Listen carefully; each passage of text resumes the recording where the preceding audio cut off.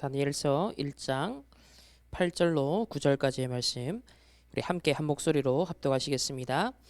다니엘은 뜻을 정하여 왕의 음식과 그가 마시는 포도주로 자기를 더럽히지 아니하리라 하고 자기를 더럽히지 아니하도록 환관장에게 구하니 하나님이 다니엘로 하여금 환관장에게 은혜와 긍휼을 얻게 하신지라.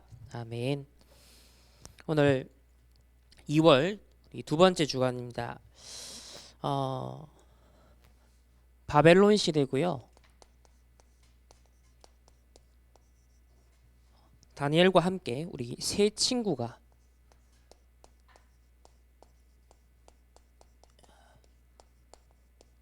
오늘 미리 본 것이라는 제목입니다. 이 세 친구가 미리 본 것은 바로 재앙 시대였습니다. 재앙이 무엇인지 이 다니엘과 세 친구가 미리 보았는데요. 우리 서론적으로 그렇다면 저와 여러분도 이 시대에 하나님이 재앙 시대를 미리 대비하는 사람으로 파수꾼으로 하나님 우리를 부르신 줄 믿습니다. 오늘 또 기쁨이가 4분 30초 만에 아주 간결하게 핵심을 딱 우리 달성군의 빈 곳, 달서구에 비해서 달성군은 이 TCK라든지 다민족에 대해서 제대로 파악된 지금 객관적 자료가 너무 부족하다라는 것을 보았죠. 그만큼 숫자는 5,000명이 넘는 지금 외국인이 우리가 사는 이 달성군에 들어와 있는데 행정 당국에서 제대로 파악이 안 돼 있다는 것. 그 말은 도움이 필요한 곳에 제대로 도움을 객관적으로 뻗칠 수 있는 그런 어떤 길들이 상대적으로 달서구에 비해서 많이 막혀 있다라는 것도 보게 되죠. 그렇다고 할 때 우리 여기 천내 쪽만 하더라도 그리고 여기 하원 쪽만 하더라도 사실 다민족들이 어렵지 않게 너무 지나가는 길거리에서 많이 볼 수 있거든요. 그래서 그 하나하나가 이제 우리가 이질감을 느끼고 어우 무섭다 우범 지역이다 이게 아니라 하나님이 237 5천종족의 그 빈 곳의 현장을 직접 가서도 살려야 되는데 이렇게 보내주셔서 기도하게 하시는구나. 우리의 24의 집중 포인트로 그렇게 여러분이 딱 생각을 하시면 볼 때마다 흑인을 보면은 아프리카와 또 흑인 지역에 그런 복음화가 되고 또 이 우리가 사는 이 지역에도 하나님 예비한 사람이 있다라는 것을 이제는 기도하는 그런 단들을 쌓아야겠습니다. 이렇게 지금 지난주부터 현장 연구 미션 또 이런 숙제 심부름 통해서 이렇게 포럼을 나누는데요. 이것이 여러분 그리고 우리 교회의 정확한 언약의 여정에 디딤돌이 되어지는 그런 복된 시간이 되기를 예수님의 이름으로 축복합니다. 이번에 청년 수련을 했습니다. 2강 결론에서 우리 청년들이 이제 자체적으로 서밋 포럼을 해봐라. 또 청년들이 실제 237을 움직이는 세계 산업 포럼을 해봐라.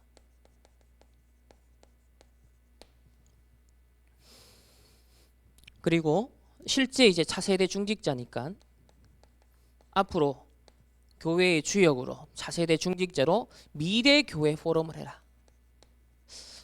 이렇게 마지막 결론에서 말씀하셨죠. 그래서 우리가 토요일마다 저녁 6시 30분에 미션 홈으로 또 주일마다 예배 마치고 1시간 반 정도 집중의 시간을 갖고 있습니다.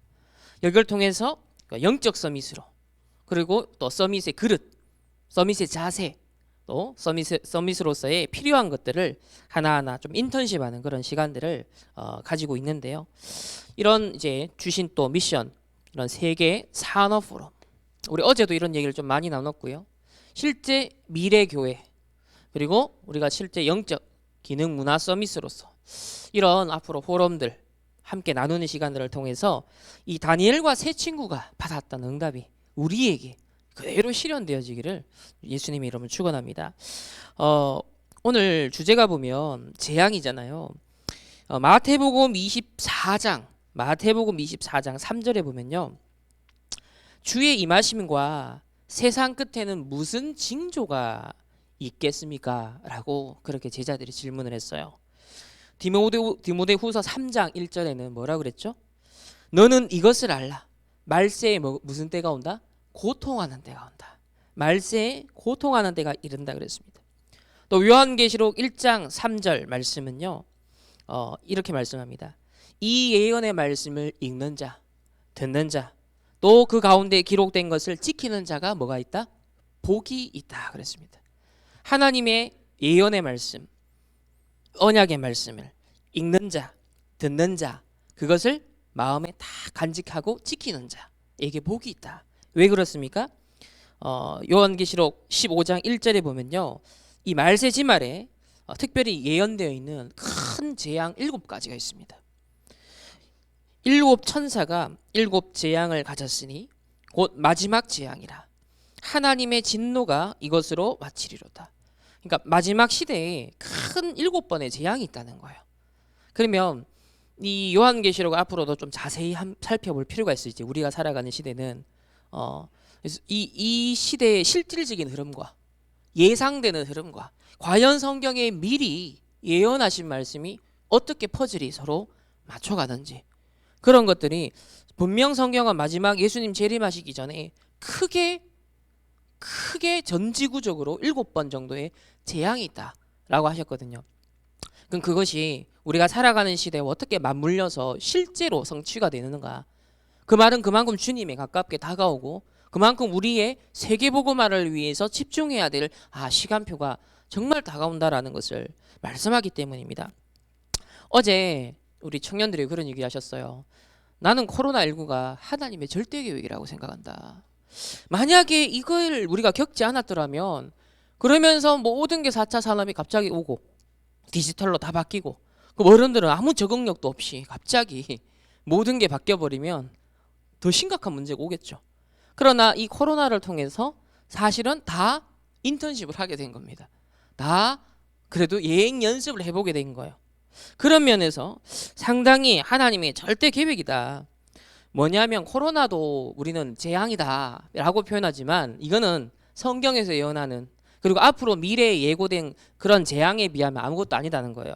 더 큰 재앙을 대비할 수 있는 중요한 준비하는 시간이에요. 그래서 영적으로도 준비하고 실제 여러분의 삶과 직업과 앞으로 우리가 가야 되는 부분에서의 갱신이 필요합니다. 그리고 이것은 앞으로 더 큰 재앙이기도 하지만 동시에 237 나라와 5천 종족을 실제 다 갈 수 없는데 우리가 영적으로 시공간도 초월하지만 지금 전 세계가 네트워크 되죠. 얼마 전에 앨런 머스크 얘기 또 나왔잖아요. 스타링크 프로젝트, 이제 스타링크 상용화가 곧 된다는 거예요. 우리는 뭐 그냥 살아가고 있는데 얘는 계속 쏘고 있어. 그 전 세계가 지금 전 지구가 네트워크 되는 거예요. 어디서든지. 이게 그 말은 그만큼 전 세계를 이제 통제하겠다, 이게 딱 되고요. 그러면 이걸 통해서 우리 뭐예요? 복음이 빠르게 급속도로 5천 종족까지 어디서든지 정말 예비된 제자가 이 복음을 들을 수 있게 하나님이 하시겠다라는 사인이기도 하죠. 이런 거를 우리가 함께 눈치를 채야겠습니다. 또 어제 4차 산업 얘기를 하면서 엄청 발전합니다. 우리가 정말 상상을 초월하는 발전들이 있을 거예요. 많은 혜택들이 있을 겁니다. 그러나 동시에 상상을 초월하는 큰 혼돈이 있을 겁니다. 큰 사람들이 뭐요? 공허에 빠질 겁니다. 그리고 완전 흑암에, 그 반대로 그래야 되면 어떻게 되겠죠? 흑암운동 공허 속에 어딘가에 빠져드는 거예요. 중독되고 집착되어지고 결국은 인간이 문제가 온다는 거예요. 다른 기술과 환경과 효율과 모든 건 높아진대. AI 기계가 이제 막 등장하는데 사람은 무너진다는 거예요. 이게 문제인 거죠. 사람이 무너질 수밖에 없는 시대가 온다. 이세돌 씨가 보세요. 바둑 하나로 정말 전 세계 앞에 이름을 내밀었던 사람이 지금 뭐 흔적도 없이 사라졌잖아요. 그 사람의 뭐 커리어 아무것도 지금 뭐 내세울 수가 없어요. 은퇴를 해버렸어요. 이렇게 한 분야에 전문인이 그렇게 순식간에 몰락을 하니까, 그런 어마어마한 천재도 그러니까 일반인들은 어떻겠습니까? 더 패닉 상태가 앞으로 올 수밖에 없는 그런 상황입니다. 하지만 동시에 이 시간표는 우리에게 무슨 기회다? 전도운동의 절호의 기회라는 거예요. 이 성경의 7 재앙을 통해서 하나님은 결국 세계복음화를 성취하십니다. 그래서 큰 부흥의 기회가 도래하는 시간표이기 때문에 우리는 뭘 준비해야 되냐면 재앙을 두려워하는 것이 아니라 하나님이 구원 얻을 자를 빠르게 건지시기 위해서 전 지구를 흔드시는구나.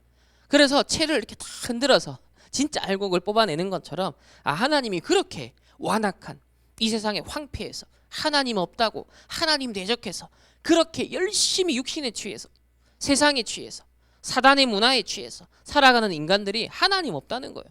하나님 필요 없다는 거예요. 그러니까 하나님이 마지막 시대에 7번의 재앙을 예고해놓고 뒤 흔드는 겁니다.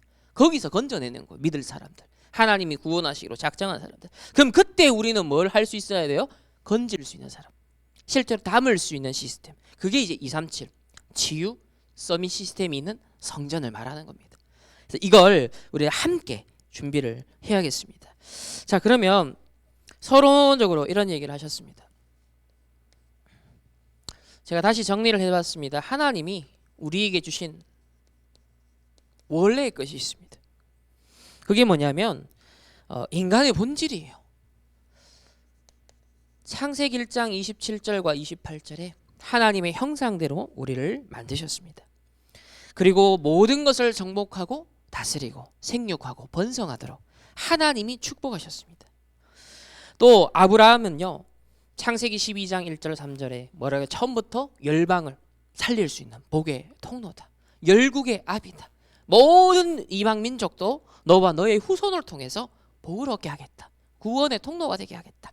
하나님은 처음부터 저와 여러분을 서밋으로 축복하셨습니다. 교회의 본질은 뭡니까? 하나님은 처음부터 교회를 237 바로 이방인의 뜰과 기도의 뜰과 그리고 어린이의 뜰, 바로 서밋의 뜰을 하나님은 처음부터 주셨어요. 그러니까 교회의 원래 모습을 우리가 회복하는 것은 237과 치유와 서밋, 이건 너무 당연하고 필연적이고 절대적인 것이다. 이걸 회복했던 교회가 바로 초대교회입니다. 어마어마한 화려한 헤롯 성전에 놓쳐버린 게 바로 뭐예요? 3가지 뜰이었어요. 그래서 이 초대교회에 이방인의 뜰, 기도의 뜰, 어린이의 뜰이 어떻게 회복됐냐면 120명이 모인 이 마가다락방 좁은 현장에 거기에 15나라에서 왔어요. 하나님 237 나라. 그 시대에 세계복음화를 위해서 15나라에서 그 현장에 보냈어요. 그리고 오로지 언약 잡고 뭐 했죠? 기도했죠. 오로지 기도에 힘쓰더라. 그게 마가다락방 현장이었어요. 그리고 이 초대교회는 바울이라는 전도자가 일어나서요, 어디를 들어갔죠? 어린이가 있는, 렘넌트들이 있는 바로 회당, 서원, 그 현장을 들어갔던 거예요. 그래서 렘넌트들을 세워내고 그들을 치유하고 또 엘리트들, 서밋들을 탁 제자로 삼아서 미래의 로마 복음화할, 미리 재앙시대를 대비하는 준비를 하나님은 초대교회 전도자를 통해 하셨다는 것을 봅니다. 베드로도 보세요. 예수님이 마지막 미션을 뭘 줬어요? 네가 나를 사랑하느냐 그랬다. 그러고 나니 고백을 하니까 뭘 하죠?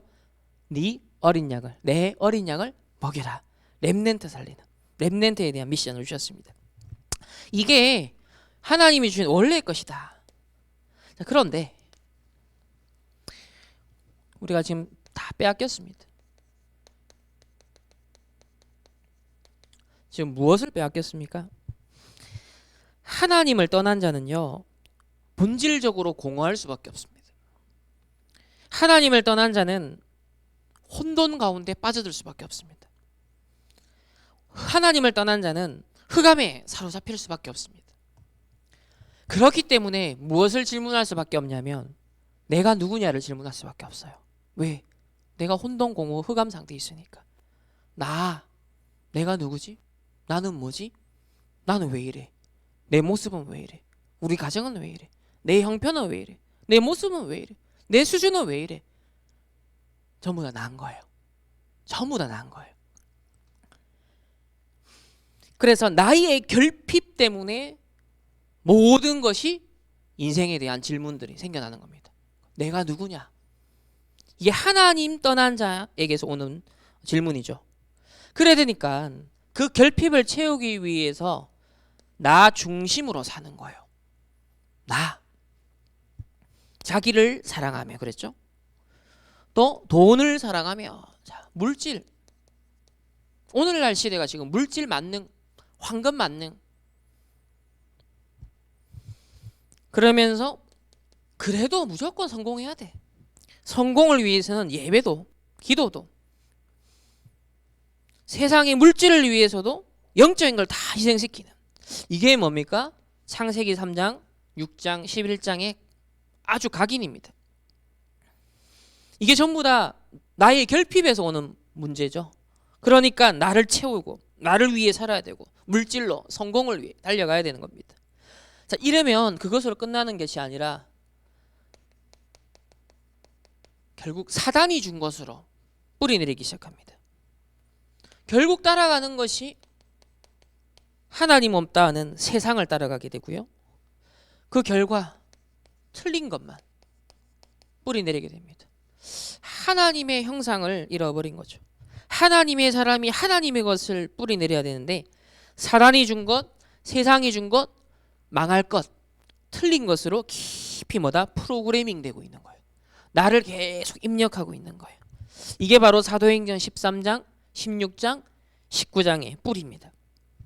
여러분이 정확한 언약을 발견하면 어제 뭐라고 말씀했죠? 버릴 것을 알게 된다 그랬습니다. 미래를, 정확한 미래를 보게 되면 내가 무엇을 버려야 되는지를 안다 그랬습니다.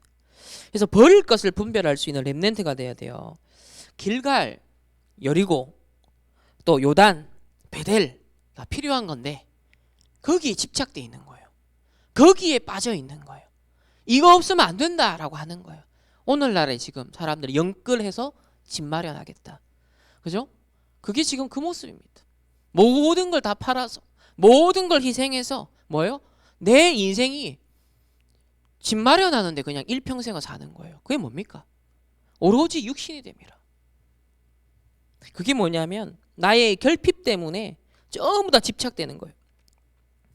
길갈, 여리고, 베델, 요단, 여러분에게 집착된 게 무엇입니까?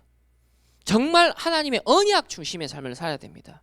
하나님과 함께 동행하고 하나님이 우리와 함께 하시고 하나님이 나의 환경과 함께 하시고 내 의식주는, 여러분 하나님의 자녀라면 하나님이 책임진다는 믿음 없이 여러분 살아갈 수 없어요. 정말 하나님이 나의 의식주를 전도자로서 나를 불렀다면, 이 시대 남은 자 렘넌트를 불렀다면 하나님이 책임지신다. 여러분 그런 믿음을 고백하시기 바랍니다. 정말 세상은 점점 물질주의로 갑니다. 점점점 네피림으로 갑니다. 결국은 영적으로, 정신적으로, 육신적으로도 무너질 수밖에 없는 시대, 완전 돈의 노예되는 시대 옵니다. 여러분 그때 그들을 살릴 하나님의 사람들, 전도자로 우리를 부르셨다는 것을 분명히 기억하셔야 돼요. 그래야 되니까 어떻게 됩니까? 세 번째로, 아무 가치 없는 어떤 인생, 사단에게 심부름하는 인생합니다. 오로지 나를 위해, 물질을 위해 성공 중심으로 살고 사단이 준 것, 세상이 준 것, 틀린 것만 각인 뿌리 체질되어서 결국 어떤 사단의 심부름하는 인생으로 6가지 운명, 망하는 운명으로 완전히 체질되죠. 이게 불신자 운명이에요. 불신자가 가는 12가지 코스예요. 근데 하나님 자녀에게 가장 억울한 일이 뭡니까? 가장 여러분이 실수할 수 있는 게 뭐냐면 구원받아 놓고 천명, 소명, 사명의 달란트를 발견하지 못하는 거예요. 불신자는 너무 당연한 건데 여러분마저도 이렇게 살면 하나님이 위에서 내려주시는 천명, 소명, 사명으로 가슴 뛰는 인생을 살 수가 없어요. 그거는 마치 좀비 아시죠? 실제로는 죽었는데 살아있는 것 같은데 죽어있는 상태인 거예요. 그게 사실 불신자인데 하나님의 자녀가 그럴 수 없는데 그렇게 살아가게 되는 거예요. 그래서 여러분 기도하셔야 돼요. 하나님, 천명, 소명, 사명이 정말 하나님과 통하는 가슴 뛰는 것이 날마다 나에게 생생하게 부딪혀오고 그것으로 더 가슴 벅차고 더 설레고 더 기쁨이 넘치는 행복한 하나님 자녀의 원래 인생 살게 해달라고. 그 속에서 천명, 소명, 사명의 하나님 진짜 나의 달란트, 나의 것, 나의 현장을 하나님 찾게 해달라고. 여러분 기도하시길 바랍니다. 기도하면 하나님이 내가 정말 필요하다고 믿는다면 하나님이 그렇게 인도하십니다. 그래서 죽도록 일하고 돈 버는데 하나님의 일에, 교회에 필요한 것에 한 번도 제대로 헌신 못하고 세상껏 헌신하다가, 그러니까 이스라엘 백성이 노예돼가지고 애굽에 피라미드 만들고 스핑크스 만들고 돌 깎고 나르고, 다시 말하면 세상 그냥 경제 돌아가는 데만 열심히 종로로 타다가 그렇게 살다가 인생 끝난다라는 거예요. 과연 그게 맞습니까? 이건 정말 이 시대에 구원받은 하나님의 자녀로 다락방 전도운동성에 부름받은 전도자로서 과연 그런 인생이 맞을까요? 저는 아니라고 생각합니다. 그래서 이렇게 세상 것만 헌신하다가 죽는 기독교인들이 대부분이기 때문에 결국 교회가 욕먹는 거예요. 그래서 세상에 지탄을 받는 거예요. 저와 여러분만큼은요, 이 시대에 정말 세상에 욕먹는 교회, 개독교로 가는 그 교회에 벗어나야 됩니다. 진짜 교회다움이 뭔지, 하나님 살아계심이 뭔지, 정말 오직 복음하는 교회가 무엇인지를 제대로 증명하고 입증할 수 있는 진짜 믿음의 사람들이 살아있는 교회, 그런 교회 함께 여러분 세워가시길 바랍니다. 그런 교회 세우는데 함께 주역되시길 바랍니다. 그래서 세 번째로 우리가 회복할 것이 있습니다. 우리가 다 빼앗겼기 때문에 저와 여러분 회복해야 됩니다. 그래서 237 치유 서밋 성전, 여기에 우리 모든 방향과 여러분의 경제, 여러분의 직업, 여러분의 인생, 우리의 삶, 거기에 초점 맞춰야 돼요. 237 치유, 하나님의 언약 성주신. 왜? 처음부터 주신 거니까. 그래서 첫 번째로 우리 237과 지금 5천 종족을 얘기를 하십니다. 우리랑 안 맞는데 너무 갭이 큰데, 그래서 시공간을 초월하는 보좌의 비밀을 얘기를 하시고요. 성삼위 하나님, 나의 하나님 자녀의 신분과 권세, 그리고 이걸 진짜 누리는 자에게 237과 5천 종족을 살리는 예비된 길, 문, 만남, 하나님이 주신다 그랬습니다. 그리고 두 번째는 치유입니다. 이 치유의 가장 키는 여러 가지가 있겠지만 특별히 우리 뇌를 살려라 그랬습니다. 생각과 마음을 통해 결국 뇌의 상태가 만들어지고 그것이 영적으로 우리 영혼의 영원한 보좌의 배경, 또 혹은 지옥 배경과 연결된다 그랬죠. 그래서 뭐라고 하셨냐면 고요한 시간을 가져라. 반드시 평안한 시간을 가져라. 감사한 시간, 힘을 얻는 시간을 반드시 가져라. 여기에 특별히 호흡을 얘기하십니다. 집중할 수 있도록 호흡하면 뇌가 살고, 그럼 생각과 마음이 지켜지고 실제로 영육 간에, 저도 계속 지금 깊은 호흡 계속 순간순간 집중하면서 아침에도 저녁에도 또 어제도 제가 오늘 또 2시간 자고 왔어요. 그래도 피곤치 않은 것은 계속 호흡하면서 실제로 하나님 주신 것들을 우리가 찾아 누려야겠습니다. 그래서 어제 뭐라 그랬냐면 제한적 집중, 자잘한 문제를 초월하게 되어진다. 여러분 렘넌트들이 정말 사소한 내 문제, 내 결핍 때문에 생각하는 고민들, 갈등들, 그건 빨리 벗어나라. 진짜 절대로 필요한 게 있다. 시대에 하나님이 필요라는 게 있다. 하나님이 시급하게 생각하는 거 있다. 거기에 여러분이 관심을 두고 거기에 초점을 맞추라고 하셨습니다. 그래서 이걸 위해서 제한적 집중 속으로 들어가라 그랬습니다. 여러분은 뭘 갈등 느낍니까? 뭐가 결핍입니까? 뭐가 자존심이 이상합니까? 하나님의 이름이 이 땅에 떨어지는 것 때문에, 기독교가 개독교라고 욕먹는 것 때문에 정말 자존심 상한 적이 있습니까? 그것 때문에 가슴 아파한 적이 있습니까? 그것 때문에 억울하다고 정말 진정으로 느낀 적이 있습니까? 그래야 된다니까요. 내가 이게 없어서, 육신적으로 이게 없어서 억울하고, 여러분 진짜 하나님 자녀의 자존심, 하나님의 필요한 것, 시급하게 생각하는 것, 거기에 제한적 집중을 모아야겠습니다. 그래서 어느 날 심각한 영적 문제의 쓰나미가 들이닥칠 때인데, 이때를 대비하여 우리가 영적 힘을 하나님이 기를 수 있도록 지금 기회를 주시고 단을 쌓으라, 그렇게 말씀을 주신 거죠. 세 번째는 결국 서밋이 하나님의 목표입니다. 그래서 서밋 타임 반드시 가져라.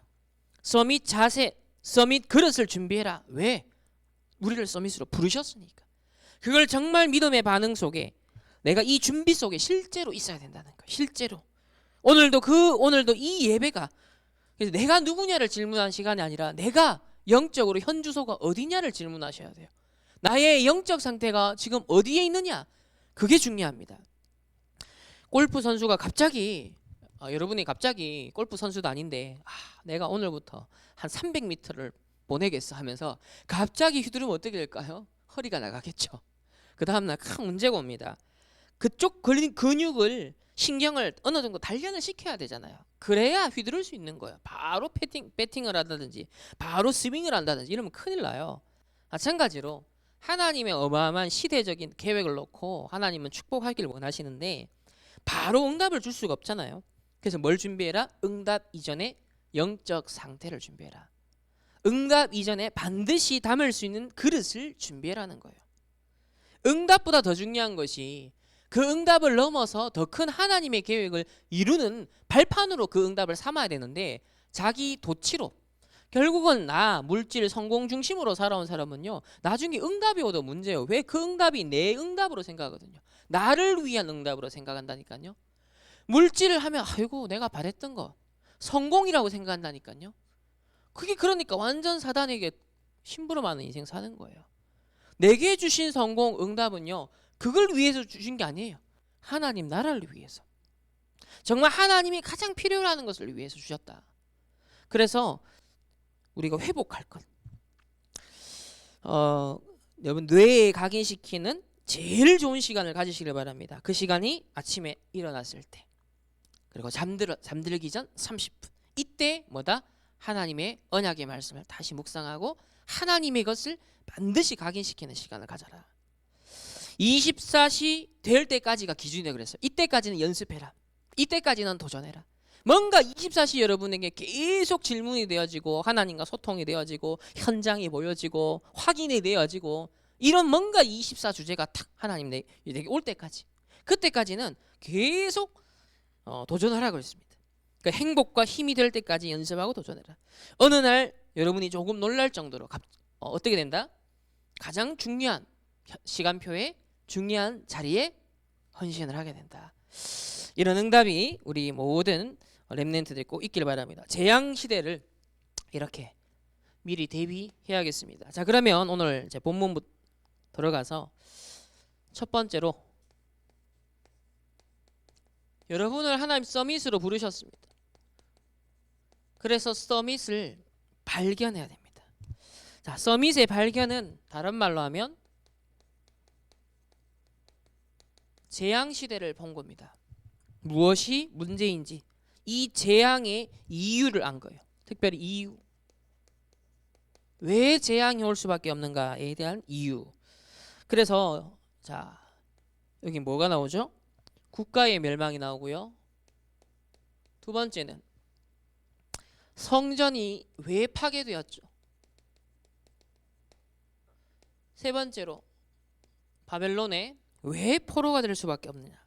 여기에 대한 이유를 세 친구는 깨달았습니다. 이걸 발견했어요. 이걸 발견하는 것을 뭐라고 하냐면 천명이라고 합니다. 여러분이 왜 지금도 그리고 앞으로도 재앙이 올 수밖에 없는가 그 이유를 제대로 본 거예요. 그게 여러분 천명을 딱 봤다는 거예요. 그럼 국가와 성전 파괴 포로 신세 이 바벨론 시대를 한번 보겠습니다. 가만히 보면 여기서 여러분이 기억해야 될 아주 중요한 것들이 있어요. 자, 첫 번째. 자, 세 가지 우리 세계관이 있는데 첫 번째는 세상의 나라. 이 당시에 어떤 상황이었냐면 제 PPT 제가 여기 심어놓은 PPT 한번 띄워 보실래요? 지도인데 지도. 여기 보면 이제 바벨론 제국이 있고 아수르가 있고 여기가 이제 이스라엘이죠. 여기 남유다가 있고 이집트가 있죠. 애굽이 있습니다. 자, 요런 지금 상황인데 당시에 이제 몰락한 아수르가 몰락하면 쇠퇴합니다. 바벨론에 의해서. 그러면서 이 아수르의 통치권을 두고서 누가 경쟁을 했냐면 신흥 강대국 바벨론 제국과 그리고 오래된 이 제국인 이집트가 경쟁을 하는 거예요. 저 아수르 제국의 통치권을 두고서 서로 경쟁을 하는 겁니다. 그런데 여기 보면 이제 아라비아 사막이죠. 사막이니까 다 모래밖에 없잖아요. 그 뭐 이동하고 전쟁을 할 수가 없죠. 그러니까 늘 이 강대국들이 서로가 서로 서로를 침투했던 그런 경로가 어디냐면 이스라엘인 거예요. 지금 우리나라가 놓여 있는 상황하고 되게 유사한 상황이죠. 남북으로 또 분열되어 있는 상황이었고, 그래서 신흥강대국 이 바벨론과 애굽이 어디서 전투를 하게 되냐면 바로 이 갈그미스, 여기서 전투를 합니다. 이 전투에서 누가 주전 605년에 누가 승리를 할까요? 바로 바벨론이 승리를 해요. 그래서 이때로부터 아수르는 완전 이제 쇠퇴하고, 사실상 이집트도 그렇고, 자, 바벨론이 저 지역에 어마어마한 강대국으로 일어납니다. 왜 이 지역이 중요할까요? 이 지역은, 여기가 바로 이쪽으로 가면 아프리카예요. 아프리카 이 밑으로는 아프리카 쪽인 거예요. 그러니까 아프리카와 아시아와 이쪽을 전부 다 뭐요? 정복할 수 있는 요충지가 이 길목이 남유다인 거예요. 여기에 지금 놓여 있는 상황입니다. 그러니까 지금 세상 나라는 의식주 중심으로 살아가죠. 그래서 서로 경쟁하고 서로 빼앗고 정복하고, 이렇게 해서 전쟁도 일어나고 포로도 일어나고 그럽니다. 그래서 이 남유다가 3차에 걸쳐서 포로로 끌려가게 되죠. 결국은 어디에? 강대국의 틈바구니 속에서. 언뜻 보면 강대국들이 서로 막 전쟁하고 패권 경쟁하는 중에 야, 남유다가 이렇게 희생을 당했고 포로가 되었구나. 이게 이제 세상 나라의 관점이에요. 두 번째, 그럼 실제로 그렇게 된 진짜 원인이 뭐냐는 겁니다. 여러분이 이제 이걸 잘 볼 수 있어야 돼요. 이 재앙의 이유를 본다는 이겁니다. 사단의 나라가 이렇게 이루어졌었구나. 자, 예레미야 1장 15절 한번 볼까요? 예레미야 1장 15절. 예레미야가 뭐냐면 이 바벨론의 포로로 끌려가는 당시에 생존했던 마지막 이제 사실은 선지자로서 예언을 하죠. 미리 다 예언을 했었습니다. 이 예레미야. 그 실제로 이 남유다가 멸망하고 포로로 끌려가는 걸 다 목격했던, 예루살렘 성전이 무너지는 걸 실제로 목격했던 그런 눈물의 선지자가 예레미야인데요. 자, 15절부터 보면 내가 북방 왕국들의 모든 족속들을 부를 것인즉 그들이 와서 예루살렘 성전 어귀에 각기 자리를 정하고 그 사방 모든 성벽과 유다 모든 성읍들을 치리라. 여호와의 말이니라. 자, 이렇게 지금 강대국이 쳐들어와서 남유다를 완전 멸망시키겠다라고 하자면, 영적으로 보면 이게 무슨 공격이냐면 맞죠? 흑암 세력의 공격인 거예요. 여러분 가정과 가문에 여러분에게 시시탐탐 호시탐탐 노리는 게 뭐예요? 사단이, 흑암이 뭘 노려? 빈틈을 노립니다. 16절에 보면 그 원인이 나옵니다. 왜 이렇게 북방에서 이방 족속들이 남유다를 밀고 들어올 수밖에 없었냐면 16절에 무리가 나를 버리고 다른 신들에게 분향하며 자기 손으로 만든 것들에게 절하였은즉 내가 나의 심판을 그들에게 선고하여 그들의 모든 죄악을 징계하리라. 그러니까 뭐예요? 우상 숭배의 결과입니다. 하나님 오직 안 하고요, 나, 물질, 성공을 따라간 거예요. 그게 이제 우상이었던 거예요. 마음에 하나님 아니고 다른 우상이 있었던 거예요. 다른 게 집착돼 있었던 거예요. 그게 우상 숭배예요. 그래서 예레미야 2장으로 가면 8절에 보면 그 당시에 이제 시대상을 보여주는데요. 8절에 보면 제사장들은 여호와께서 어디 계시냐 말하지 아니하였으며 율법을 다루는 자들은 나를 알지 못하며 관리들도 나에게 반역하며 선지자들은 바알의 이름으로 예언하고 무익한 것들을 따랐다 그랬습니다. 자, 영적으로나 정치적으로나 지도자들이 타락되어 있는 상태예요. 13절에 보면 그러니까 일반 백성이 나오죠. 이 네 백성이 두 가지 악을 행하였으니 곧 그들이 생수의 근원이 되는 나를 버린 것과 스스로 웅덩이를 판 것인데 그것은 그 물을 가두지 못할 터진 웅덩이라. 인본주의의 인생을 말아주는 겁니다. 그러니까 이거 보면 여러분이 주의해야 될 게 이거예요. 생수의 근원인 하나님을 여러분 놓쳐버리면요, 결국은 여러분이 그것을 내가 먹고 살기 위해서 세상을 살아야 되니까 그 자꾸 근원지를 내가 파게 돼요. 내가 파게 되면 어떻게 된다 그랬죠? 가두지 못한 그 물은 가두지 못할 터진 웅덩이가 된다는 거예요. 그러니까 실컷 하나님 중심 인생 안 살면요, 나 중심, 물질 중심, 성공 중심이 아까 전에 우리 포럼 때 했잖아요. 그 기쁨이가 그 7급 공무원이 막 TV에 나오고 막 사람들이 굉장히 와 대단하다, 와 잘났다, 부럽다, 뭐 이렇게까지 그렇게 생각했다는 거예요. 근데 허망하게 자살로 끝났잖아요. 그러니까 터진 웅덩이. 그런 인생 살면 안 되는 거예요. 그래서 여러분 인본주의 인생이 되면 안 되고 신본주의, 하나님이 중심이 된 인생을 살아야 된다. 나의 생수의 근원이 무엇인가? 그래서 우리가 예배드리고 기도하고 말씀 잡는 이유가 거기에 있는 거예요. 스스로 웅덩이를 여러분 파면 안 돼요. 35절에 보면요. 그러나 너는 말하기를 나는 무죄하니 그의 진노가 참으로 내게 떠났다 하거니와 보라 네 말이 나는 죄를 범하지 아니하였다. 이게 뭐예요? 자기가 죄를 지어놓고 자기가 지금 뭐예요? 완전 12가지 문제에 빠져 있는데 나 죄인 아니야 라고, 나 무죄하다, 나 죄 없다, 이렇게 자기의 죄에 대한 부정을 하는 거예요. 이렇게 뻔뻔해진 겁니다. 이렇게 마음이 완악해져 버렸어요. 자기 죄에 대해서 부정을 하는 거예요. 인정을 하지 않는 거예요. 인정을 해야 하나님 은혜를 베푸시거든요. 그러면서 4장으로 넘어가면 4장 4절에 유다인과 예루살렘 주민들아 너희는 스스로 할례를 행하라. 할례가 뭐예요? 남자들 포경수술하는 것처럼 할례를 행하라. 이러면서 너희 마음의 가죽을 베어라. 이게 지금 마치 할례를, 남자들이 할례를 하는 것처럼 너희 마음에 지금 완악해져서 완전 다른 내가 웅덩이를 파고 있는 그 완악한 마음, 내가 죄인이라는 것을 부정하는 그 완악한 마음, 그걸 베어내라는 거예요. 마음에 뭐요? 그 살을 베어내라. 그래서 하나님의 말씀이 여러분의 심장을 관통하길 바랍니다. 하나님의 음성이 여러분에 들려지길 바랍니다. 지금 이 이스라엘 마음이요, 어떻게 두꺼워져 있는 거예요. 지금 하나님의 말씀이 관통되지 않는 그런 지금 상황인 겁니다. 그것을 마음에 할례를 행해야 된다라고 말씀을 합니다. 그래서 그러지 아니하면 너희 악행으로 말미암아 나의 분노가 불같이 일어나 사른다 그랬습니다. 그러니까 우상 속에 그대로 거하고 있고요. 또 5장으로 넘어가서 12절에 그들이 여호와를 인정하지 아니하며 말하기를 여호와께서 계시지 아니하니 재앙이 우리에게 임하지 아니할 것이요 칼과 기근을 보지 아니할 것이라. 뭐요?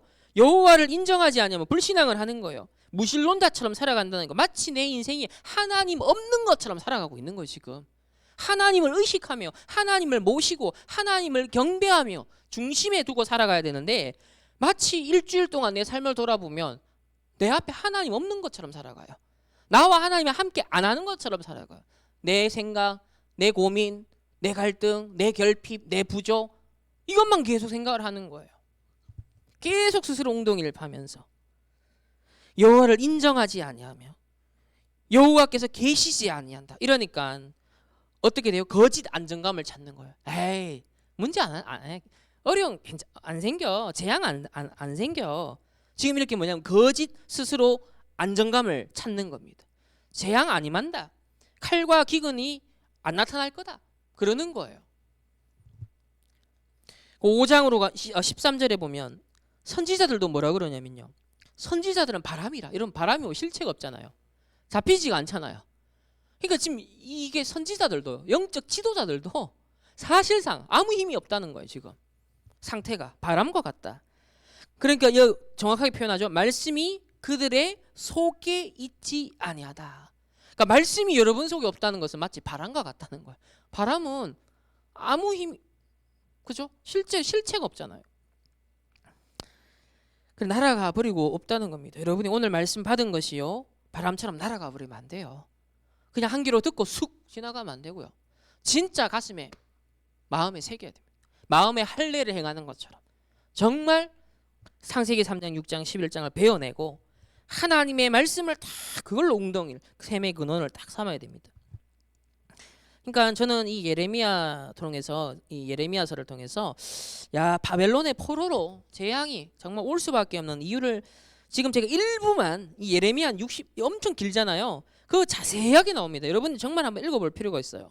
이걸 보면 오늘날의 우리 성도들 신자들 상태를 그대로 보여주고 있습니다. 이게 그래서 이 말씀을 통해 거울 삼아서 우리가 빨리 되돌릴수록 빨리 깨닫고 회개하고 하나님 중심으로 딱 돌아갈수록 그게 이득이에요. 자 21절에 보면 어리석고 지각이 없으며 눈이 있어도 보지 못하며 귀가 있어도 듣지 못하는 백성 이랬습니다. 그러니까 황폐한 상태. 뇌가 다 무너진 거죠. 28절에 살찌고 윤택하며 또 행위가 심히 약하여 자기 이익을 얻으려고 송사 곧 고아의 송사를 공정하게 하지 아니하며 빈민의 재판을 공정하게 판결하지 아니하니. 그러니까 나 중심, 물질 중심, 성공 중심으로 살아내니까 부정, 부패가 일어나는 겁니다. 내 유익만 생각을 한다는 거예요. 이게 이제 하나님 백성들이 교회가 욕먹는 이유예요. 오늘날 이때도 그랬다는 거예요. 6장으로 넘어가서 13절에 보면 6장 13절에 요약합니다. 이는 그들이 가장 작은 자로부터 가장 큰 자까지 다 탐욕을 부리며 선지자로부터 제사장까지 다 거짓을 행함이라. 지도자도 일반 백성도 다 뭐예요? 무너진 거예요. 다 부패한 거예요. 전부 다 우상숭배에 빠져 있는 거예요. 그러면서 19절에 보면 아주 핵심이 나와요. 19절에 땅이여 들으라 내가 이 백성에게 재앙을 내리니 이것이 그들의 무슨 결과라? 생각의 결과라. 여러분 생각과 마음 이걸 통해 뇌 여러분의 영적 상태 그대로 연결된다는 것이 보세요. 생각의 결과. 이 생각과 마음에 나 중심, 물질 중심, 성공 중심 다른 웅덩이를 파는 우상으로 가득 차 있으니까 결국은 황폐해졌죠. 죄 없다. 나 죄 없어. 이러고 있는 거예요. 뇌가 완전 양심이 죽어버린 상태. 이스라엘이 거기까지 갔어요. 그래야 되니까 결국은 심판을 자초할 수밖에 없는 그런 상황이 되었습니다. 그러면서 그 13절 11장 13절에 보면요. 11장 13절에 보면 유다야 네 신들이 네 성읍의 수와 같도다. 너희가 예루살렘 거리의 수대로 그 수치스러운 물건의 제단 곧 바알에게 분향하는 제단을 쌓았도다. 하나님의 언약의 백성이 지금 뭘 쌓았다? 바알에게 분향하는 제단을 쌓았다는 거예요. 하나님의 언약의 믿음의 제단을 쌓아야 되는데 바알은 무슨 신이죠? 풍요의 신이에요. 다산의 축복을 가져다주는 신으로 여겨졌거든요. 그러니까 가나안 신 중에 물질적인 풍요를 주는 오늘날이 지금 바벨 이 바알 신이 지금 막 그게 지금 달하는 시대를 살아가고 있습니다. 영끌하는 시대. 지금 이제 바알 신이 사단이 이 시대에는 바알로 나타났지만 지금 그 시대예요. 지금 영끌해서 오로지 육신을 위해서 물질을 위해 살아가고 있는 그 시대. 이게 지금 바알 신의 완전 노예된 상태인 거예요. 지금 그 상태가 보이셔야 돼요. 그게 재앙입니다. 결국은 실질적인 재앙을 가져올 수밖에 없어요. 이걸 여러분만큼은 반드시 주의하셔야 됩니다. 그래서 모든 걸 뭐요? 풍요. 그러니까 주일날 예배 성공 안 하고 예배 놓치고 정말 이 영적인 거 다 놓치면서 바알에게 분향하는 제단을 쌓는 지금 이런 상태까지 간 겁니다. 하나님의 언약이 쌓여야 되는데 다른 게 쌓였죠. 17절에 보면 바알에게 분향함으로 나의 노여움을 일으킨 이스라엘 집과 유다 집의 악으로 말미암아 그를 심은 만군의 여호와께서 그에게 재앙을 선언하셨느니라. 이게 이 다니엘과 세 친구를 어떤 면에서 영향을 줬고 키웠다라고 할 수 있는 영적 지도자 예레미야가 미리 얘기를 했던 거예요. 그러니까 이걸 말씀을 통해 듣고 알았겠죠. 그래서 세 친구는 왜 이스라엘이 멸망하는지 다니엘은 세 친구는 이걸 알았다는 거예요. 멸망의 재앙의 이유를 알고 있었다. 그래서 재앙의 이유 그리고 미래를 아는 자는 버릴 것을 안다 그랬습니다. 내가 어디 집착됐는가 버릴 것을 안다. 세 번째, 자, 이런 재앙의 이유가 그러니까 이게 한마디로 사단의 나라가 다 이렇게 만들어진 겁니다. 여러분 인생에도 사단의 나라가 만들어지면 안 돼요. 사단의 나라 무너져야 됩니다. 여러분 인생에 뭐가 하나님의 나라가 딱 세워져야 돼요.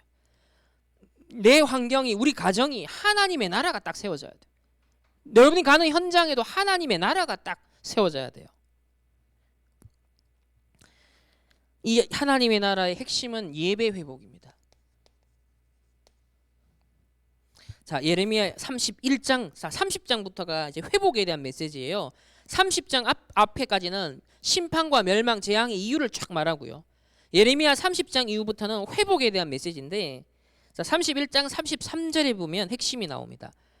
자, 그러나 그날 후에 내가 이스라엘 집과 맺을 언약은 이러하니 내가 나의 법을 그들의 속에 두며 그들의 마음에 기록하여 나는 그들의 하나님이 되고 그들은 내 백성이 될 것이라. 여호와의 말씀이니라. 결국 바벨론의 포로로 끌려가지만 거기도 하나님이 남은 자를 보존할 거다. 그리고 다시 하나님이 언약을 그 마음에 둬서 마음에 기록해서 각인시켜서 다시 나는 그들의 하나님이 되고 그들은 나의 백성이 되는 남은 자가 있게 될 거다. 그거를 계속 반복해서 예언하는 게 예레미야 30장 이후의 말씀입니다. 그래서 하나님 나라를 다시 회복해야 될 남은 자들이 딱 약속이 되고요. 자, 이렇게 서밋 발견, 그 시대의 재앙의 이유를 아는 것이 곧 서밋 발견이에요. 우리가 이 포럼 앞에 10분 포럼하는 시간이 뭐냐면 이거를 제대로 보자. 그죠? 천명을 제대로 확인하자. 아마 그런 시간으로 여러분이 생각하시면 되겠습니다. 이래 되면 어제 뭐라 그랬죠? 서밋 집중이 나온다. 어제 청년 수련회 2강에서 이게 1강이죠. 서밋 발견. 2강에서 서밋 집중. 여기서 재앙의 이유를 보니까 지금 다른 데 집착되고 다른 데 관심을 다 빠졌잖아요. 그러니까 뭘 해야 되죠? 우리는 이제 하나님이 원한 것을 위한 제한된 집중을 해야 됩니다. 여러분의 주의력이 세상에 빼앗겨 있고 분위기에 빼앗겨 있고 그게 아니죠. 하나님의 가장 필요로 하시고 하나님의 시간표에 가장 중요한 것에 내가 무엇을 위해 살아야 될까? 이게 제한적 집중. 여기서 모든 삶의 규모도 나와야 되는 거예요. 요게 이제 뭐예요? 나에 대한 소명이죠. 내가 이렇게 살아야 되는구나. 이런 재앙 시대에 나는 이래 살아야겠구나. 왜? 이스라엘 망한 꼬라지를 보니까 나는 저래 되면 안 되니까요. 나는 이렇게 살아야지. 소명이 나오는 거예요. 자, 첫 번째로 다니엘서로 가겠습니다. 다니엘서 1장 이제 보시면 여기 뭐 이제 무슨 전략이 나오냐면 이 바벨론의 문화 동화 전략이 나옵니다. 문화를 통해서 탁 집어삼키려고. 자, 1장 4절에 보면 곧 흠이 없고 용모가 아름다우며 모든 지혜를 통찰하며 지식에 통달하며 학문에 익숙하며 왕궁에 설 만한 소년을 데려오게 하였고 그들에게 갈대아 사람의 학문과 언어를 가르치게 하였다. 이게 뭐예요?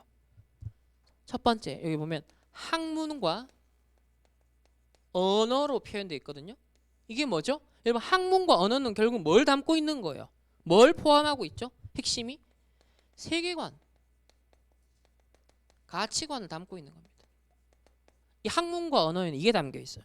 그러니까 갈대아 학문과 언어를 가르쳤다. 완전 뭐요? 정신세계를 뒤바꿔 놓겠다는 거예요. 완전 세뇌시키겠다는 거죠. 이 1차 포로로 끌려간 다니엘과 세 친구와 같은 이런 엘리트들을 앞잡이로 바벨론에 앞잡이로 딱 세워서 나중에 2차, 3차로 끌려오는 백성들을 다 통치할 수 있도록 대리 통치자로서. 그러니까 일제시대에도 앞잡이들이 있었잖아요. 그러니까 이 다니엘과 세 친구들이 그런 지금 역할을 시키려고 하는 겁니다. 그래서 언어와 학문을 통해서 완전 바벨론 세계관, 가치관, 그러니까 우상나라잖아요. 어마어마한 강대국의 우상 배경의 세계관과 가치관을 심겠다. 이 전략이죠.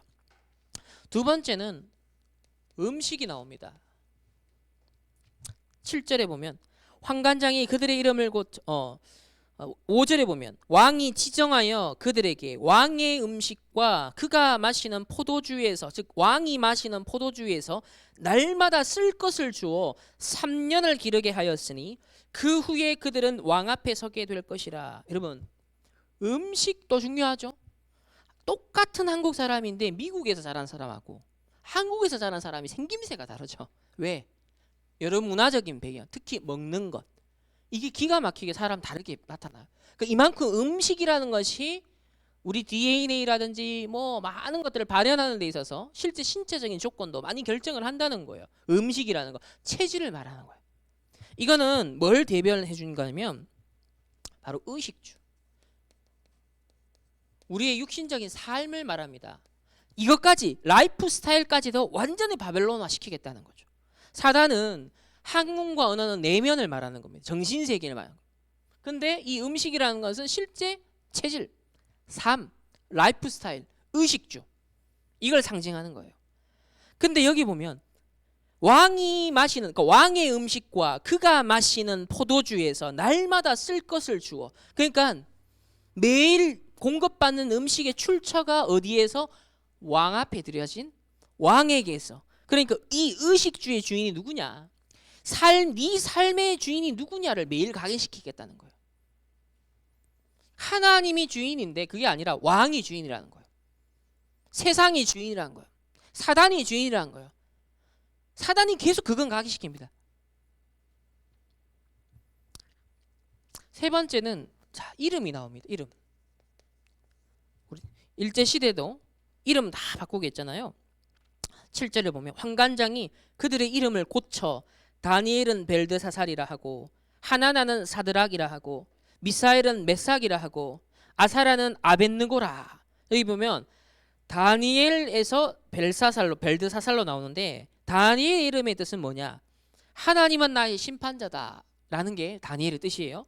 근데 벨드사살은 뭐냐면 벨 신의 아내여 왕을 보호하소서, 이런 뜻입니다. 그러니까 우상 신의 벨 신의 아내여 왕을 보호하소서. 완전 언약, 완전 언약한 우상이죠. 우상.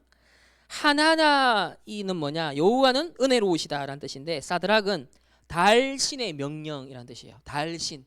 이건 벨신 나오죠. 달의 신 나오죠. 미사엘과 메삭은 뭐냐면, 이 미사엘은 누가 하나님과 같은가 라는 뜻인데, 이 메삭은 나는 하찮은 자라는 뜻이에요. 또 아사라는 여호와는 돕는 분이란 뜻인데, 아벳느고는 느보신의 종이란 뜻입니다. 그러니까 여기 벨신, 달신, 하찮은 자, 느보신, 이게 나라를 빼앗긴 일이 비참한 상황이 오는 거예요 지금. 그러니까 이름까지 완전, 이거는 뭘 말하는 거죠? 정체성, 근본. 여러분 이름은 내가 누구냐, 근본을 완전 뒤흔드는 거예요. 그러니까 하나님에게 소속됐던 언약의 백성, 내가 하나님 언약에 거했던 자인데 이 언약을 놓쳐버리니까 지금 어디에? 우상 배경에 다 거하는 거예요. 그러니까 뭐예요? 내가 누구냐에 대한 정체성이 달라져 버려요. 그러니까 우상 신들에 의해서 규정된 나. 다시 말하면 여러분이 나 물질 성공에 빠져 있으면, 세상에 빠져 있으면 뭐다? 그걸로 나를 규정하는 거예요. 그러니까 그거 결핍한 걸 갖고 상처받고 원망하고, 그것 때문에 짜증내고, 그것 때문에 갈등하고, 그것 때문에 싸우는 거예요. 내가 누구냐? 자꾸 거기 진짜 하나님 언약 안에 내가 영적으로 어디에 있느냐, 어느 배경 속에 있느냐가 중요한데 그걸 놓치니까 내 정체성이 우상에 의해 좌지우지되는 그런 상황이 되었습니다. 바로 이럴 때 하나님이 뭘 이들에게 시키냐면 바로 제한적 집중을 시킵니다. 자, 8절에 보면 다니엘은 뜻을 정하여, 이 세 친구 다 포함합니다. 뜻을 정하여 왕의 음식과 그가 마시는 포도주로 자기를 더럽히지 아니하며, 그리고 자기를 더럽히지 아니하도록 환관장에 구하면서 채소만, 딱 물과 채소만 구하죠. 사실은 채소도 다 우상 앞에 드려진 건 마찬가지예요. 이 왕의 뭐 포도주하고 이 음식만 우상 앞에 드려진 게 아니라 채소도 마찬가지예요. 그런데 이게 뭘 말하는 거냐면 제한적 집중을 말하는 겁니다. 내가 진짜 하나님 함께하는 증인으로서 내가 어떤 영적 전쟁을 해야 되는지, 재앙의 이유가 된 이 우상과의 내가 영적 전쟁을 해야겠구나, 이게 딱 결심이 선 거고요. 또 동시에 내 정체성을 이제 지키고 미래를 대비하는 문화 전쟁을 해야겠구나. 딱 첫 번째 영적 전쟁을 위한 제한적 집중을 했고, 또 하나는 이제 뜻을 정했다는 건 뭔 말이에요? 문화 전쟁을 하는 겁니다. 완전 바벨론에 동화되고 완전 뼛속 깊이 이 바벨론으로, 사단의 것으로 각인 뿌리 체질시키는 게 사단의 목표잖아요. 여기에 대항을 하는 거예요. 내가 거기에 물들지 않겠노라. 내가 세상이 영끌한데 난 거기에 물들지 않겠노라. 나는 하나님 앞에서 올바른 언약적 기준을 세우고 하나님을 믿는 자로 살아가겠노라. 그게 뭐예요? 바벨론 포로되어간 그 시대 속에 뜻을 정한 겁니다. 왜? 나 중심 물질 따라 세상 따라갔다가 이스라엘이 망했거든요. 그래서 뜻을 정한 겁니다. 제한적 집중. 그러니까 우상 앞에서의 내가 영적 전쟁 다 결단한 것이고, 동시에 내가 세상 흐름 따라 안 간다. 나는 하나님의 기준을 갖고 하나님을 믿고 나는 하나님의 언약 여정 가겠어. 딱 문화 전쟁을 한 겁니다. 이게 서밋의 집중이에요. 서밋을 발견했으니까 제한된 집중. 그러니까 나는 이런 라이프 스타일로 살아가겠어. 나는 이런 기준을 갖고 하나님 앞에 살아가겠어. 그게 뭐요? 소명, 나에 대한 부르심, 콜링이라는 거예요.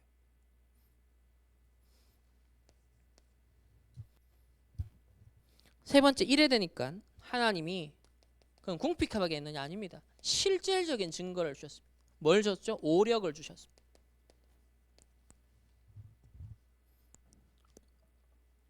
(15절에) 보면 열흘 후에 그들의 얼굴이 더욱 아름답고 살이 더욱 윤택하여 왕의 음식을 먹는 다른 소년들보다 더 좋아 보인지라. 어떻게 보면 화려한 풍성한 왕의 음식을 먹는 사람들, 언뜻 보면 우리보다 더 잘 사는, 더 좋은 집에 사는 사람들, 불신자들, 와 일찍 7급 공무원이 됐대.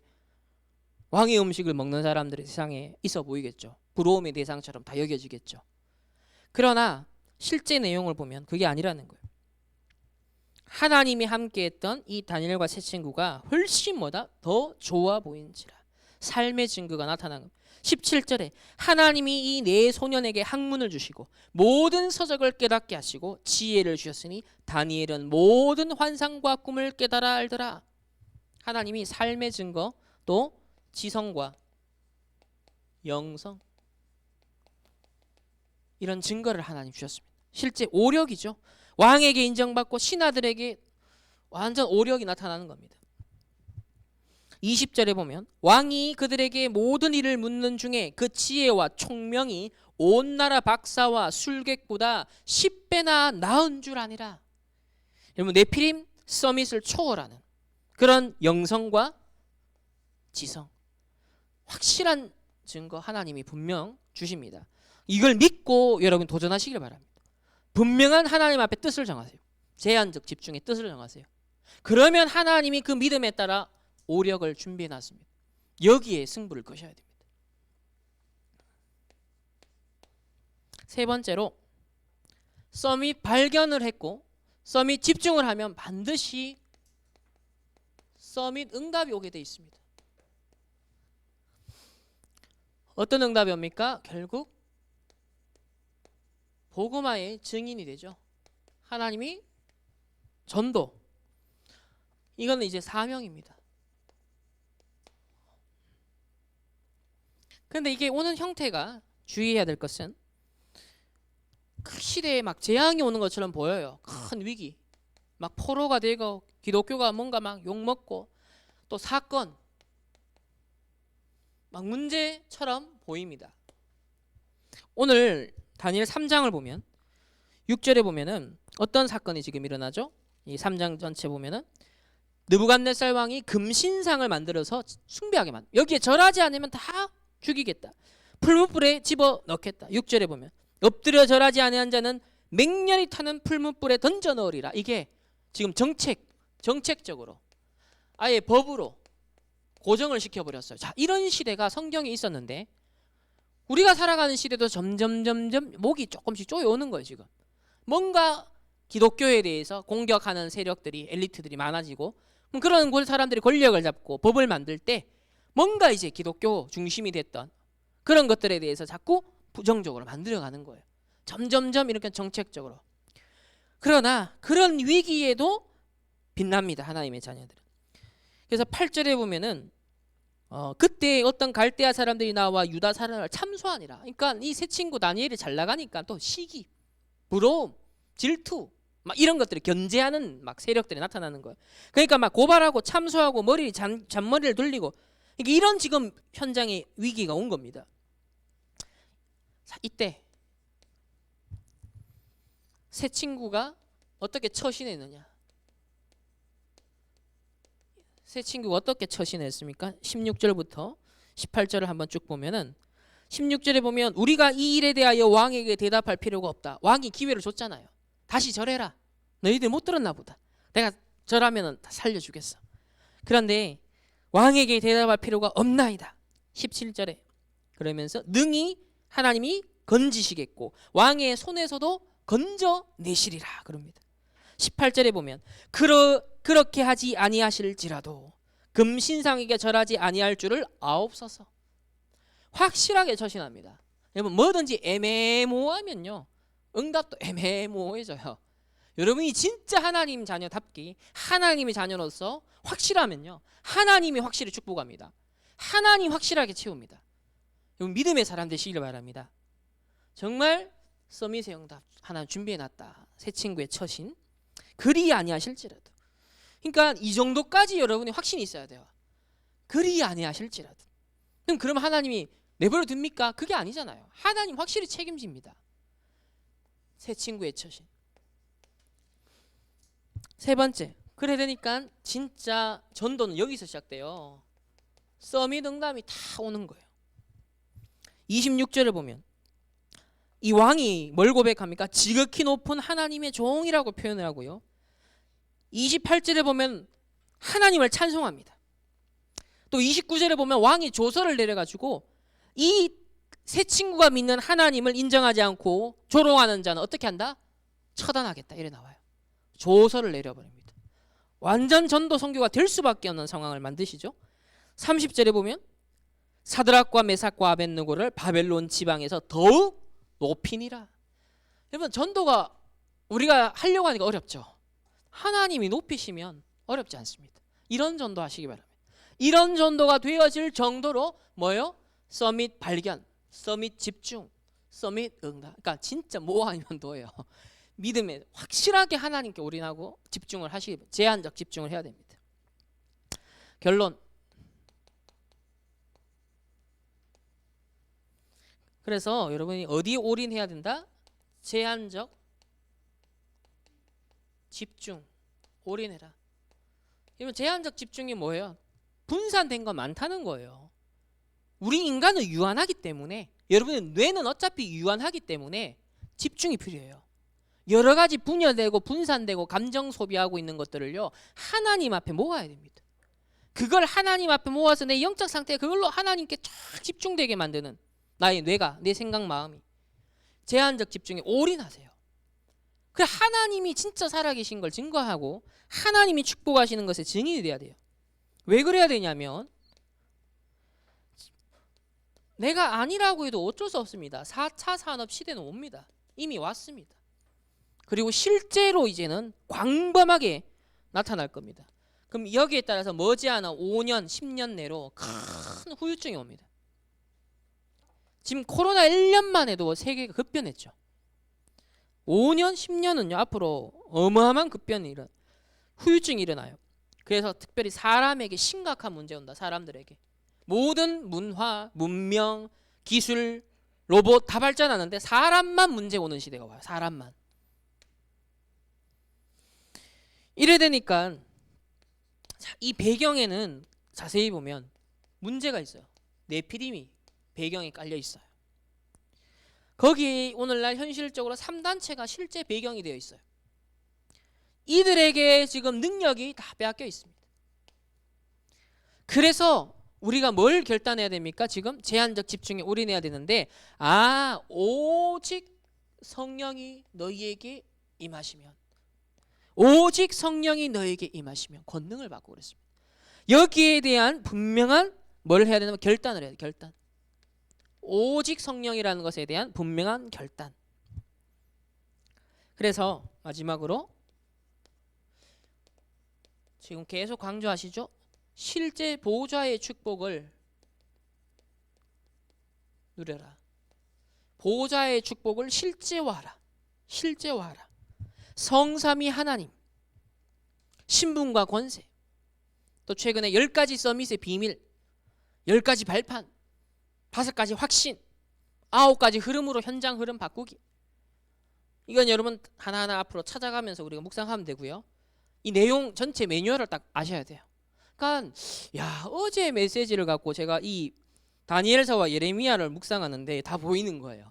이렇게 말씀 오늘 딱 두 번째 주간에 해야 될 말씀하고 내용하고 어제 서밋 발견, 서밋 집중, 서밋 응답의 내용이 이게 이렇게 또 정확하게 퍼즐이 맞구나. 내용이 너무 정확한 거예요. 그래서 진짜 제한적 집중에 우리가 올인해서 이 세 친구 또 다니엘처럼 재앙 시대 속에 미리 보면서 그 이유를 깨닫고 내가 어떻게 살아야 되는가. 나는 세상 기준에서 벗어나서 사단이 준 기준에서 벗어나서 진짜 하나님의 것으로 사단은 문화를 통해서 여론을 통해서 시대의 분위기를 통해서 영끌해라 전부 다 문화를 통해 동화되게 만듭니다. 뭔가 그게 대세인 듯한 그거 안 따라가면 도태되는 것처럼 만들어요. 그게 속는 거라니까요. 절대 그러면 안 돼요. 바벨론의 학문과 언어와 음식과 이름까지 바꿔버리는 이 바벨론의 사단의 총체적인 문화 동화 전략을 쓸 때 여러분 옥스포드와 같이 거슬러 갈 수 있는 영적인 황소의 힘이 있어야 됩니다. 이 서밋의 힘인 거예요. 이게 어디서 온다? 제한적 집중 속에서 하나님의 기준을 분명히 세우고 하나님의 능력을 가지고서 하나님 살아계심을 딱 증거하는 이 증인으로 서밋의 응답에 딱 증인으로 하나님 여러분을 딱 준비해놨다. 그래서 여러분의 학업도 산업도 실제 삶에 대한 것도 규모도 그 기준을 갖고 살아야 돼. 그래서 한 시대에 이 세 친구와 같이 정말 쓰임받는 재앙시대를 미리 대비할 수 있는 우리 충만 모든 렘넌트들과 전도자들 되기를 예수님의 이름으로 축복합니다. 하나님 감사합니다. 오늘 다니엘과 이 세 친구가 미리 본 재앙시대를 우리가 이 시대에 함께 보며 서밋을 발견하고 서밋의 집중, 제한적 집중을 찾아내게 하시고 실제 복음화의 증인으로 서밋의 응답을 증가할 수 있도록 하나님 축복하여 주옵소서. 정말 보호자와 소통되는 응답의 시작이 실제 되게 하시고 세상에 또 사단이 준 기준에 휩쓸려가는 것이 아니라 동화되는 것이 아니라 정말 적응하며 하나님이 가장 필요로 하시고 시급하게 여기는 것에 집중하고 올인할 때 하나님이 어떻게 먹이시고 입히시고 또 이 복음의 증인으로 세우시는가에 대한 증인으로 설 수 있는 하나님의 믿음의 사람들 되게 하여 주옵시고 내 스스로 나의 웅덩이를 파지 아니하고 샘의 근원 대신 하나님을 믿고 의지하는 실제적인 임마누엘의 증인으로 우리 모든 렘넌트들과 우리 전도자들을 축복하시고 인도하여 주옵소서. 감사드리며 살아계신 예수 그리스도의 이름으로 기도합니다. 아멘. 하나님 앞에 우리의 믿음의 예물을 드립니다. 자기 스스로 하나님 웅덩이를 파는 시대에 하나님이 샘의 근원이심을 믿고 믿음의 예물을 드리오니 하나님 앞에 믿음의 단이 쌓여지게 하시고 모든 흑암 경제를 빛의 경제로 끌어올 수 있는 영력과 지력과 체력과 경제력과 인력의 증인되는 복음화의 증인으로 쓰임받는 우리 모든 렘넌트들로 전도자들로 축복하여 주옵소서. 이번 한 주간 특별히 설 연휴 동안 세상의 것, 사단의 것, 또 하나님 정말 복음 아닌 다른 것들로 각인 뿌리 체질된 것들이 있다면 우리가 하나님의 언약을 기준으로 오직 복음으로 우리의 보고 듣고 읽는 것이 새롭게 바뀌어지게 하시고 오직 미드 임마누엘 원네스의 증인으로 하나님 살아계심을 나타내고 하나님이 가장 원하시는 것에 제한적 집중 속에 하나님 참된 전도자로 쓰임받는 우리 모든 렘넌트를 될 수 있도록 하나님이 축복하여 주옵소서. 지금은 우리 주 예수 그리스도의 은혜와 하나님의 무한한 사랑하심과 성령 하나님의 내주 인도 역사하심이 재앙시대를 보며 제한적 집중을 결단하고 그 속에 인도받기를 원하는 우리 모든 렘넌트들과 전도자들 개인과 만남과 가정과 업과 하는 모든 현장 위에 이제로부터 영원까지 항상 함께 계실지어다. 아멘.